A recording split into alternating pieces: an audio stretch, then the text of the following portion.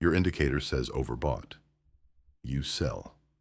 Price rips another 20% higher. Without you. That's not bad luck. It's a misunderstanding of what the stochastic oscillator is actually telling you. In the next 6 minutes, the real truth behind overbought and oversold, and how to use this indicator without getting burned. First, let's clear up what this indicator really measures. The stochastic oscillator doesn't measure momentum the way most people assume. It measures where the current closing price sits, relative to its high-low range over a set period, usually 14 candles. The math, %K, equals the current close minus the lowest low of the last 14 periods, divided by the highest high minus the lowest low of that same period, times 100. You don't need to calculate this by hand. TradingView does it instantly. But understanding it matters because it tells you exactly what's being measured. Not speed, not volume, just position within a range. 2 lines, %K, the fast line, and %D, a smoothed 3-period average acting as a signal line. The scale runs 0 to 100. Traditionally, above 80 is labeled overbought. Below 20 is oversold. Sounds simple. Cross above 80, sell. Cross below 20, buy. That's exactly the trap. Here's the truth. Nobody tells beginners. Overbought does not mean about to fall. Oversold does not mean about to rise. In a strong trend, price can stay overbought for weeks. Look at any powerful rally. The stochastic can sit glued near 100 the entire way up. Traders who short every overbought reading in that trend get wrecked, one after another. The same happens in downtrends. Price can stay oversold for a long stretch while it keeps grinding lower. Why? Because the stochastic oscillator was built for range-bound, mean-reverting markets, not trending ones.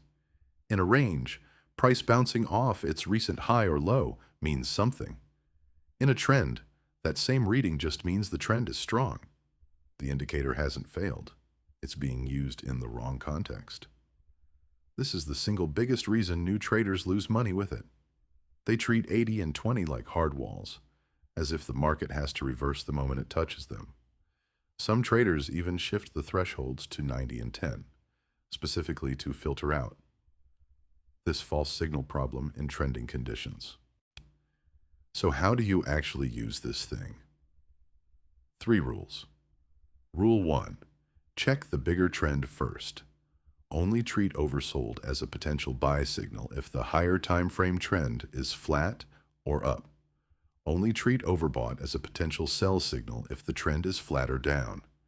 You're using the oscillator to time entries within the trend, not to fight it. A simple filter. Add a 50-period moving average. Price above it, only take oversold signals. Price below it, only take overbought signals. That one filter removes most of the false signals we just talked about.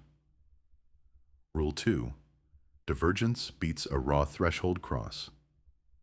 If price makes a new high, but the stochastic makes a lower high, that's bearish divergence. Momentum is fading, even though price isn't.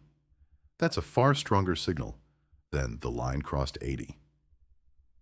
Rule 3.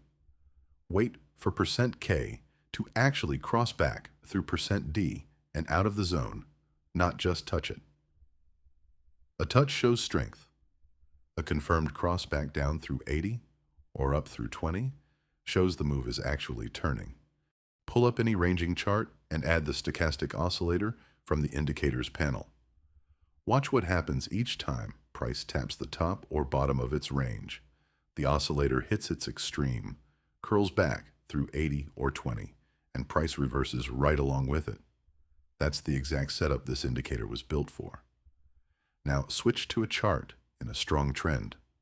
Same indicator, same settings, but it barely dips below 80 for the entire move.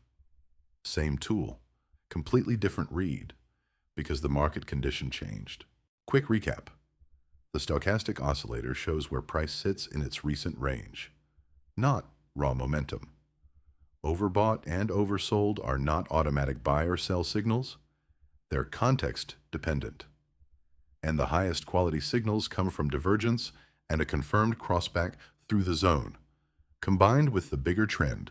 If this saves you from one bad trade, subscribing costs nothing and helps this channel grow.